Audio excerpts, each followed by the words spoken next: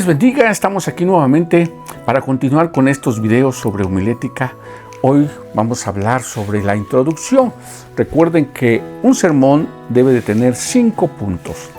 Ya vimos lo que es el tema, ya vimos lo que es el texto y hoy toca ver lo que es la introducción. ¿Qué es la introducción? Bueno, son los pensamientos preliminares en los cuales pues se da entrada al tema que vamos a hablar. Son pensamientos previos antes de nuestro plan de divisiones, antes de nuestro bosquejo, antes de los puntos que vamos a tratar, que vamos a tocar. ¿Cuál es el propósito de la introducción? Bueno, número 1, el propósito de la introducción es interesar a la gente en lo que vamos a decir. Todavía no vamos a predicar, esta va a ser la introducción, pero tenemos que poner a la gente ese interés para que nos escuchen lo que vamos a decir. Recuerden que el predicador tiene una gran responsabilidad porque está hablando no de parte suya, no de su intelecto, sino de la palabra de Dios. Es un mensaje de parte de Dios. Entonces, la introducción, como cualquier libro, si usted ve un libro, podrá ver que tiene antes de los capítulos, tiene una introducción. De la misma manera, entonces, el sermón debe tener una introducción. Número 2, debe de preparar a la gente, a la audiencia, a lo que les vamos a decir. Ese es el propósito de la introducción, que la gente esté expectante, que la gente pueda ir viendo o ir dándose una idea de lo que vamos a hablar. Vamos a ver los errores que se deben de evitar. Que carezca de claridad y sencillez. Bueno, no usar palabras tan complicadas, algo claro, algo sencillo que todos puedan entender. También recuerden que tenemos que pensar a qué gente nos estamos dirigiendo. No es lo mismo predicar a una iglesia que predicar a líderes o que predicar a pastores o que predicar tal vez a gente sin Cristo, almas nuevas, o predicarle también a gente preparada, empresarios o estudiantes o universitarios. Habría que considerar a qué grupo nos estamos dirigiendo, pero tiene que ser claro y sencilla nuestra introducción. 2, errores que deben evitarse, que prometa más de lo que se va a cumplir. Tal vez por querer quedar bien en la introducción, usted prometa muchas cosas, pero cuando ya termina su predicación no cumplió. Ese es un error que se debe evitar. Número 3, otro error, que sea demasiado larga la introducción. Si consideramos un sermón en una iglesia pentecostés de 50 minutos o 1 hora, pues hablamos de que nuestra introducción debe de ser de 5 minutos. Tal vez si hablamos de una iglesia no pentecostés donde el sermón dure 30 minutos, pues nuestra introducción debe de ser de 2 o 3 minutos, no más. Así que no sea demasiado larga. Debe de calcularse los tiempos para cada punto del sermón. Número 4, formular excusas impropias. Una excusa muy común en nuestras iglesias pentecosteses es cuando tratamos de excusarnos. No me preparé, por ejemplo. Hoy pues me avisaron tarde, no me pude preparar y...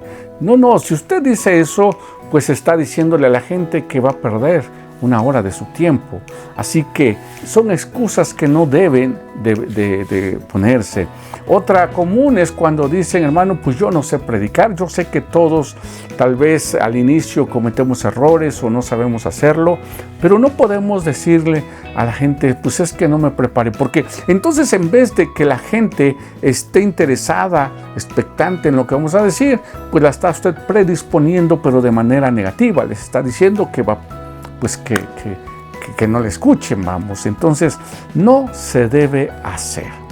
¿Ok? También no debe tratarse en la introducción los puntos que vamos a tocar en el plan de divisiones o en el cuerpo del sermón.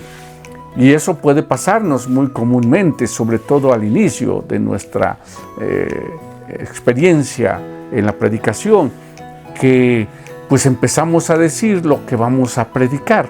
No, vamos a ver este punto, este otro. No, aquí solamente vamos a introducirnos. Así que no debemos de empezar a predicar los puntos del cuerpo del sermón, del plan de divisiones, porque eso va en el punto que sigue.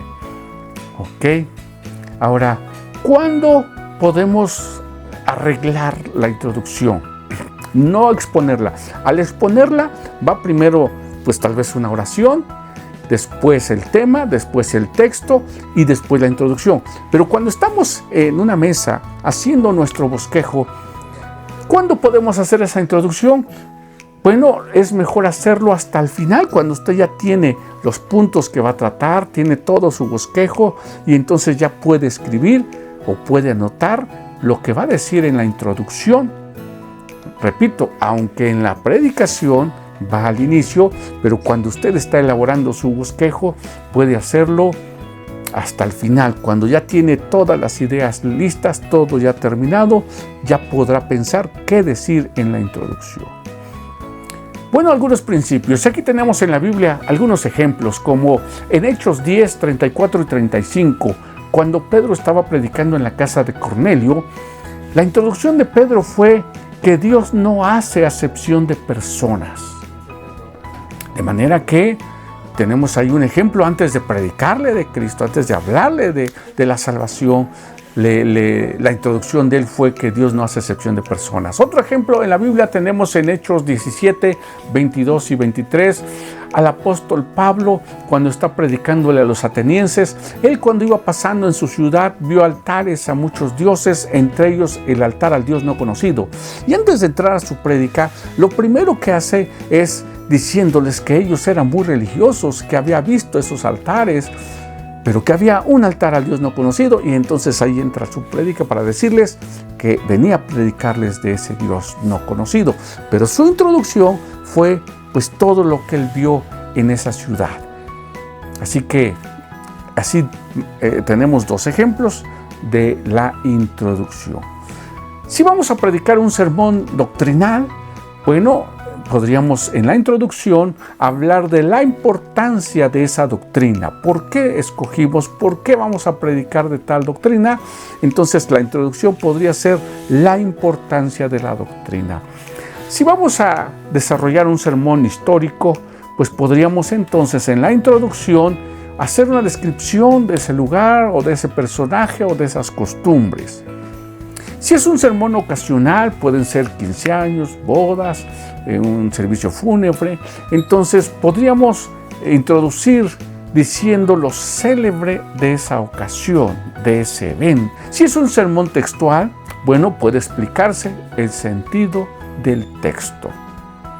Pero repito, no debemos de entrar a nuestro bosquejo, a nuestro cuerpo del sermón, sino tenemos que empezar con la introducción. Ahora vamos a ver otro tema que tiene que ver con la ilustración. ¿Qué es la ilustración? ¿Por qué la ilustración? Porque en la introducción es el momento ideal, no es necesario, pero es el momento ideal en el cual podemos meter una ilustración. Así que vamos a ver qué es la ilustración. En el sentido homilético es dar luz, arrojar luz sobre el sentido o la verdad que se trata. Es aquello que se usa para esclarecer verdades, como ejemplificaciones, como narraciones, como anécdotas, como parábolas, etcétera, etcétera.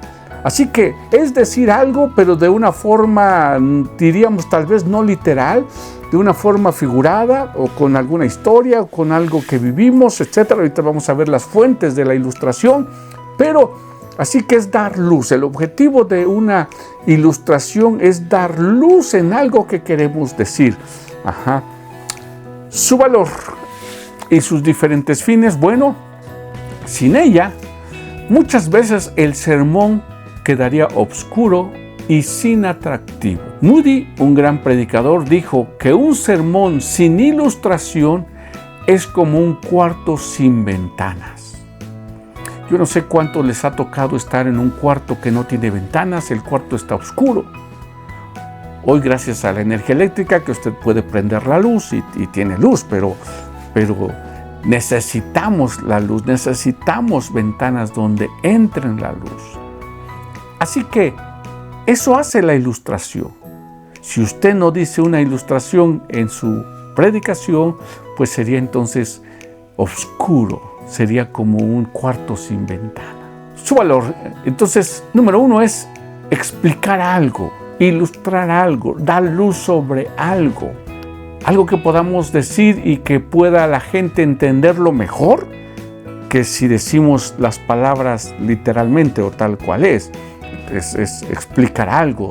2, probar algo. Con lo que digamos, con la ilustración que pongamos, estamos probando algo que estamos diciendo. 3, ornamentar, adornar el sermón, agregarle elegancia, agregarle atractivo. Eso le da un toque especial al sermón. Eso lo hace ver de manera más adornada, más elegante. Y 4, emocionar. Sin abusar de estos temas, ahorita veremos más adelante, pero también es que la gente se emocione en lo que estamos diciendo, en lo que estamos hablando. Veamos cuáles son las fuentes de la ilustración. ¿De dónde vamos a tomar argumentos o para hablar, para decir en una ilustración? Bueno, número 1, hay palabras que por sí solas son una ilustración. Por ejemplo, la palabra muerto. La pura palabra ya nos está ilustrando algo. La palabra siervo. Bueno, hay que considerar que tal vez los tiempos han cambiado y es diferente en tiempos bíblicos que en tiempos actuales, pero ya la pura palabra siervo está ilustrando algo. La palabra marido, por ejemplo. La pura palabra nos ilustra algo. Tenemos en Romanos 6 y 7, pues bastante mención de estas palabras, así que estas palabras son en sí solas, ya nos ilustran algo. 2, ¿de dónde podemos tomar ilustraciones? Bueno, de la naturaleza, de los 3 reinos, del reino animal, del reino vegetal y del reino mineral. Jesús los usó constantemente. Por ejemplo, Jesús habló del hijo pródigo, Jesús habló del sembrador, Jesús habló de las aves, Jesús habló del grano de trigo, Jesús habló de la semilla de mostaza, Jesús habló de la perla, Jesús habló de la dracma perdida. Así que toda la naturaleza nos ofrece algo que podamos usar de ilustración. Cabe mencionar que tal vez en ocasiones tengamos que buscar, investigar para poder tomar algo de la ilustración.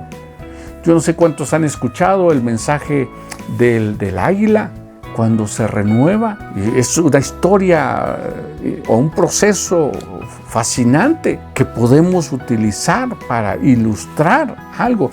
Otra cosa queremos decir también, que cuando usted tenga una ilustración, anótela, guárdela, porque cuando la necesite es probable que no la encuentre. Por ejemplo, tal vez algún video vio y que puede servirle, pero si no lo guarda, después cuando lo busque, probablemente no lo encuentre. Antes nos decían en homilética, es conveniente formar archivos o un folder y ahí ir almacenando las ilustraciones para que cuando usted esté haciendo un bosquejo y necesite, usted las busque por títulos, por cierto, para que le sea fácil encontrarla. Hoy tal vez se use menos ya lapicero, papel, pero de manera digital es lo mismo.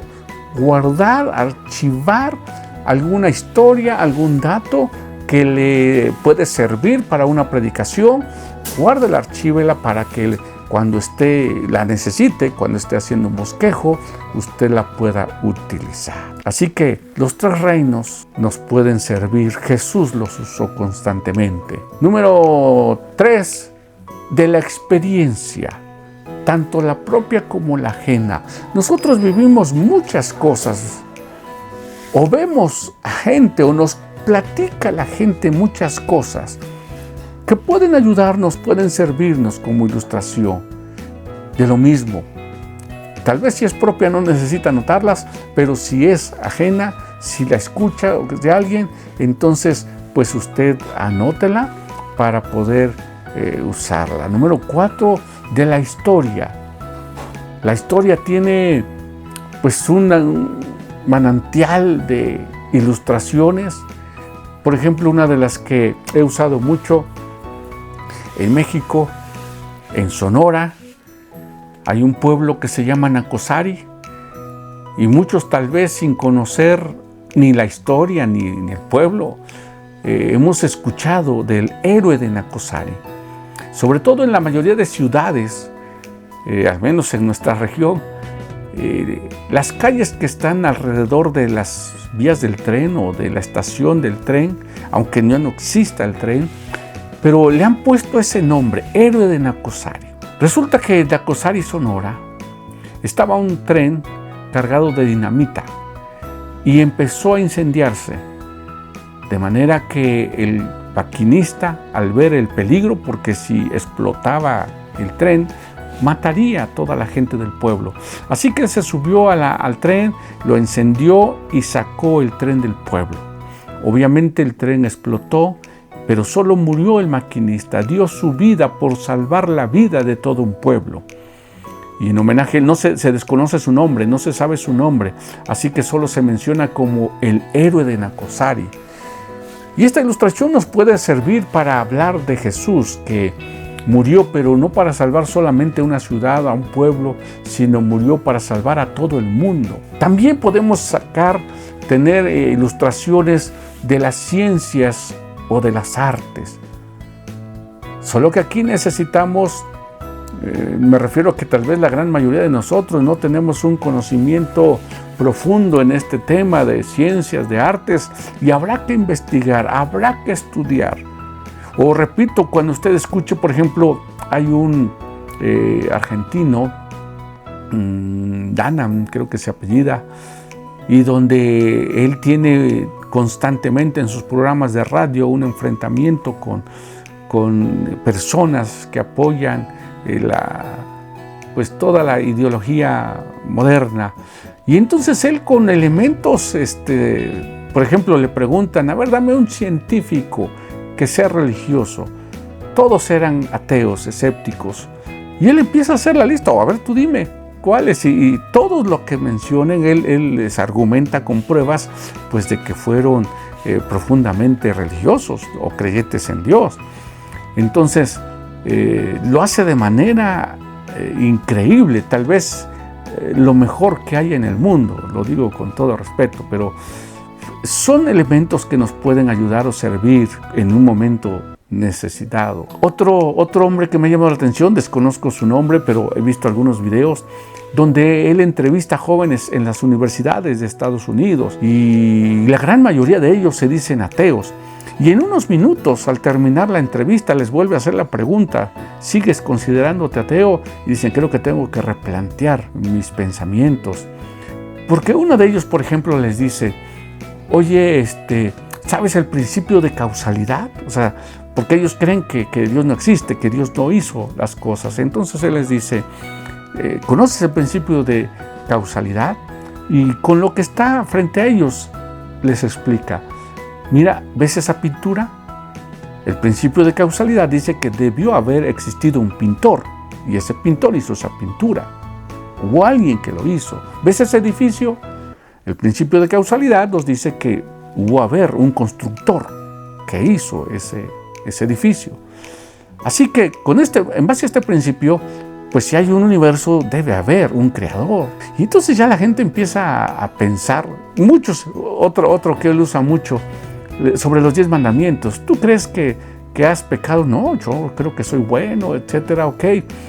Empieza con los 10 mandamientos, ¿no? ¿Has codiciado? Bueno, pues sí, tal vez sí. ¿Has robado? Bueno, sí. ¿Has dado falso testimonio? ¿Has tomado el nombre de Dios en vano? Pues sí. Y entonces, en base a lo que tú me dijiste, eres un adúltero, eres un mentiroso, eres un blasfemo, ¿crees que necesitas perdón? Pero lo hacen de manera excepcional. Así que en estos temas, entonces, necesitamos documentarnos para poder tomar de las ciencias, de las artes, para nuestra ilustración. ¿Cómo usar las ilustraciones? Bueno, veamos los errores que deben evitarse cuando vamos a compartir una ilustración. Bueno, número 1, errores Que no usemos ilustraciones solo por tener ilustraciones. No, no se trata de, pues necesito una ilustración, voy a agarrar una y ya la meto, la que sea. No, no, no, no. Debe haber algo específico por el cual contar una ilustración. Así que, 2, no usar demasiadas ilustraciones, las que sean necesarias. Hay pastores que tienen ilustraciones abundantemente en un sermón, pero lo hacen de manera excelente, de manera perfecta, diría yo. También recordemos que el arte de predicar, pues será algo en el cual tenemos que ir perfeccionándonos durante a lo mejor toda la vida. Lamentablemente muchos pastores tal vez nos estancamos, llegamos a un top, llegamos a un punto en el cual pensamos que ya tenemos todo, que no necesitamos superarnos, que nos conformamos, y ese es un error.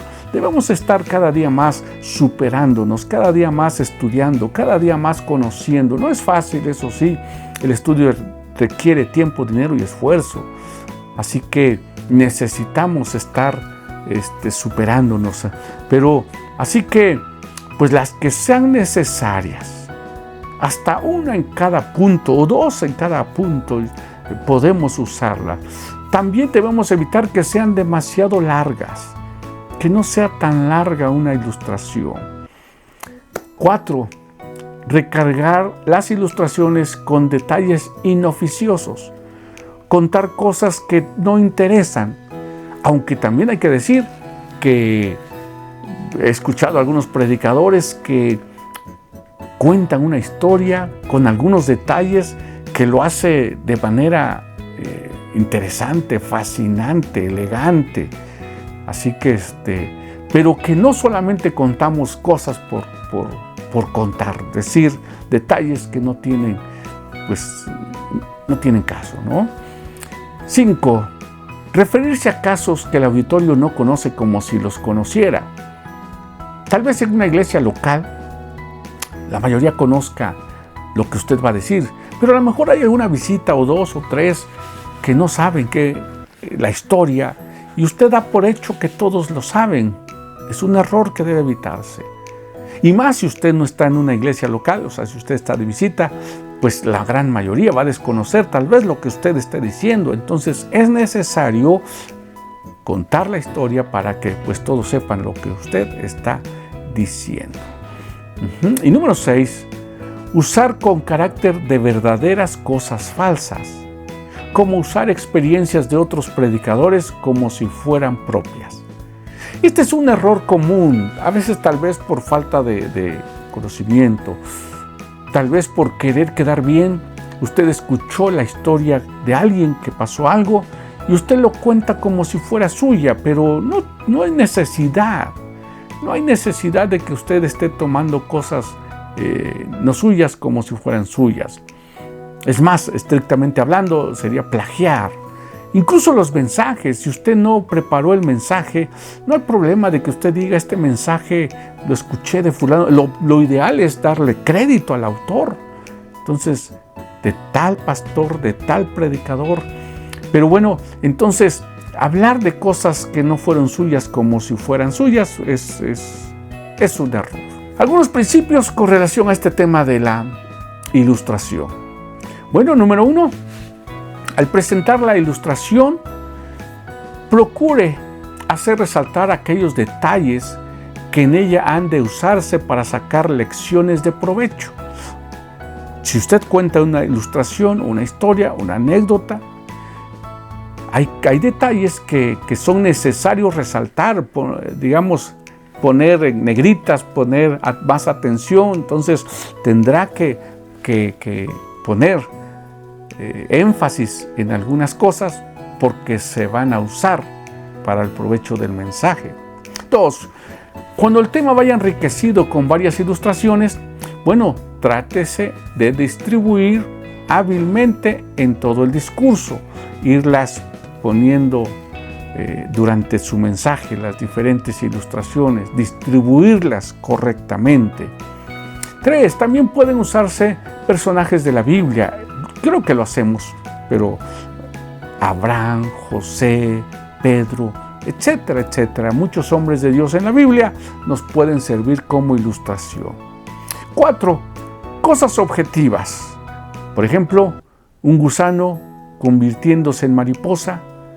Un ejemplo perfecto, una ilustración perfecta para la regeneración. 5.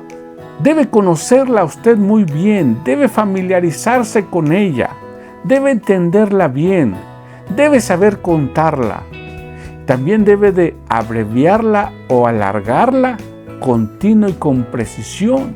Permitir que ella lo conmueva, especialmente cuando se trata de anécdotas. Hay algunos libros de ilustraciones, hay uno de 500 ilustraciones, pero muchas ilustraciones, sobre todo en ese libro, en esos libros, son de siglos pasados, de reyes, de pueblos, de monarquías, en donde tal vez si usted no la entiende bien, si no la graba bien, no la va a poder contar bien. Así que necesita familiarizarse bien, estudiarla bien, aprendérsela bien para que pueda contarla bien. Obviamente, dijimos que al principio todos cometemos errores. Tal vez al inicio vamos a cometer errores al contar una ilustración. Con el tiempo iremos perfeccionando, iremos mejorando y iremos también en el tema de las ilustraciones, podemos contarlas pues de una mejor manera. Así que esto es lo que tiene que ver con la introducción y con las ilustraciones, porque aquí es donde podemos iniciar contando alguna ilustración. Cuando estamos en clase les dejamos algunas tareas, por ejemplo, que busquen ilustraciones de diferentes fuentes, por ejemplo, de la naturaleza, para ilustrar la providencia de Dios, que busquen alguna ilustración de su experiencia o alguna experiencia ajena para ilustrar las consecuencias del pecado, que busquen una ilustración de la historia para ilustrar la veracidad de las promesas de Dios, que busquen una ilustración de la ciencia para ilustrar la salvación, que busquen una ilustración de la Escritura para ilustrar que Dios perdona al que se arrepiente y confía en Cristo. De manera que, bueno, si puede hacerlas y mandárnoslas por medios electrónicos, ya sea correo, ya sea WhatsApp, ya sea, con gusto estaremos guiándoles, asesorándoles para poder elaborar los mejores bosquejos o predicaciones, lo mejor homiléticamente hablando. Dios los bendiga. Regresamos más adelante con un siguiente video sobre el cuerpo del sermón o el plan de divisiones. Dios me los bendiga. Nos vemos en el próximo video. Denle like, compártanlo. Dios les bendiga.